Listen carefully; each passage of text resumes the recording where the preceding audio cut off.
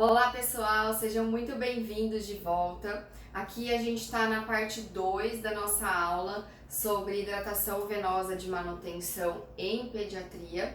A primeira aula foi sobre os fundamentos e essa aula vai ser sobre como calcular, tá? Então, se você tá com pressa, precisa calcular imediatamente um soro de manutenção, assiste essa aula, tá? Se você tá tranquilão, se você quer aprender de verdade os conceitos, assiste a primeira aula e depois volta para essa, tá? E antes disso, já dá o seu gostei, se inscreve no canal, ativa as notificações, tá bom? E divulga o canal Pediatria Urgente para os seus amigos, ok? Meu nome é Maísa e eu sou uma pediatra apaixonada por emergências pediátricas.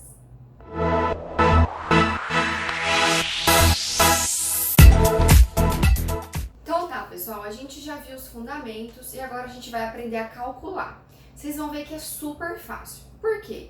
Esse soro, ele foi estudado para ser um soro padrão. Ele é igual para todas as crianças. Então, ele é 1000 ml de soro fisiológico a 5%, 40 ml de cloreto de sódio a 20% e 10 ml de cloreto de potássio a 19,1%. É isso mesmo, para todas as crianças essa é a solução padrão, tá certo? Mas aí vocês vão perguntar, mas aí tudo que a gente estudou, e aquela questão do sódio, do cloro, será que esse soro aqui, ele é o ideal? Será que ele tá dentro daquilo que a gente falou na aula anterior sobre as nossas necessidades? Então eu vou calcular aqui rapidinho, só para vocês entenderem, tá? Então, será que o sódio é adequado? Eu tenho em 1 ml de cloreto de sódio a 20%, 3,4 ml. Então, eu tenho esse valor de bula, tá ok? Na ampolinha, certo? Quanto que meu paciente está recebendo? 40 ml, certo? Vamos supor que eu estou fazendo, para fazer esse teste, eu estou usando como uma criança de 10 quilos, certo? Lembra que na criança de 10 quilos a necessidade hídrica é de 1000 ml? Já vou falar no próximo, tá? Então, 1000 ml, ok? Então, essa criança vai receber praticamente esse volume todo. Aqui vai dar 1050, mas ela vai receber praticamente todo esse volume, tá certo? Então, eu quero saber quanto de sódio essa criança vai receber nessa solução. Então, essa criança, ela vai estar recebendo em 24 horas 136 mEq de sódio, tá? Então, 136 mEq de sódio, ok? E enquanto eu diluo esses 40 ml de volume, eu não diluo ele em mais ou menos 1 litro de solução, certo? Porque aqui eu tenho 1050, mais ou menos 1 litro. Então, a minha concentração de sódio é de 136 mEq por litro. É isotônico ou não é? Isso aí, é isotônico. Então, na relação ao sódio, está excelente. A gente já viu que o cloro é um pouquinho maior do que o nosso fisiológico, mas ainda é o melhor que a gente consegue, sem efeitos deletérios comprovados, tá bom? Então, do sódio, a gente já viu que está ok. E aí, vamos ver do potássio? Será que o potássio está adequado para o que a gente está buscando? Então, lembra que as necessidades do potássio é de 25 mEq por litro ou 2,5 mEq para cada 100 quilocalorias por dia, que é o que o Holiday preconizava. Se a minha solução tem em 1 ml 2,5 mEq, o meu paciente está recebendo 10 ml, então ele vai estar recebendo 25 miliequivalentes. Em quanto que eu vou estar diluindo isso? Em mais ou menos 1 litro. Então, a concentração de potássio também é adequada. Então, olha que legal. A gente viu que o potássio é adequado e o sódio também, tá? Se a gente for fazer pelo Holiday, lembra que pelo Holiday a gente usa em ml ou quilocalorias, certo? Então, no caso desse paciente aqui do potássio, uma criança de 10 quilos, se eu quiser fazer 2,5 miliequivalentes para cada 100 quilocalorias, Uma criança de 10 quilos, por exemplo, tá? Que nós estamos fazendo. Esses 2,5 max para cada 100 quilocal é o Holiday que preconizou, não sou eu que estou falando, tá bom? Então, se eu tenho uma criança que precisa em 24 horas de 1.000 quilocalorias, que é uma criança, por exemplo, de 10 quilos, só para facilitar o cálculo, então, quantos max que essa criança vai receber? Corta aqui, ela vai receber 25 max, tá? Então, é a mesma coisa. Lembra que eu falei que 2,5 mil equivalentes para cada 100 quilocal do Holiday equivale aos 25 max por litro preconizado em outras literaturas, tá bom? Então, fechamos o sódio e o potássio. Vimos que é adequado. E a glicose? A glicose está adequada? Lembra que a gente discutiu em relação à glicose? Que o recomendado é uma solução entre 2,5% e 5% de glicose? Então, a gente está usando aqui uma solução que é glicose a 5%. Vai dar um pouquinho, vai dar, como você dilui com 50 ml, né? Que é do 40 e do 10 aqui, acaba que vai ficar um pouquinho menos que o 5%, mas está dentro do recomendado, ok? Então, a gente já viu que essa solução padrão, ela é adequada tanto na questão do sódio, do potássio e da glicose. E não esquecer que se vocês forem prescrever glicose para um paciente de manutenção, para ser infundida continuamente, a gente tem que respeitar que em veia periférica a minha concentração máxima é 12,5% e a concentração máxima em catéter venoso central é de 25%. Pessoal, não esqueçam que o potássio também tem restrições, tá? Então, se você quiser aumentar a oferta na hidratação porque o seu paciente está com hipocalemia, a gente tem um limite, tá? Então, a gente costuma dar 25 max por litro, mas em veia periférica, a gente não costuma passar de 40 até 60, tá? Max por litro de concentração. E em acesso central, as literaturas falam entre 80 max por litro, tá? Mas o Piva de UTI pediátrica, Jefferson Piva, ele é um escritor brasileiro de Porto Alegre, ele coloca no livro dele que até 200 max por litro em acesso central você consegue fazer. A gente já definiu as necessidades e a gente já viu que esse soro padronizado, o 1040-10, ele é legal para esses eletrólitos principais e a glicose, ok? As necessidades, eu falei na aula passada, para quem não assistiu eu vou repetir, tá? A gente tem pelo Holiday, Holiday Seeger, né, que fez essa estimativa de necessidade de volume há mais de 50 anos e que esse valor que a gente encontra me dá em ml quanto que eu vou precisar infundir em 24 horas no meu paciente. E a gente tem outra forma de calcular. Essa forma, ela vai te dar já a vazão direto. Então, você só vai substituir aqui pelo peso, e aqui você vai achar um volume, e aqui você já vai achar direto a vazão. Pela vazão, vai dar um valor sempre um pouquinho menor, mas que não é significante e que as duas formas estão corretas. Então, vamos para um exemplo. Eu tenho um paciente de 15 quilos, tá? Vou colocar aqui, 15 quilos. 15 quilos pelo Holiday vai ser quanto?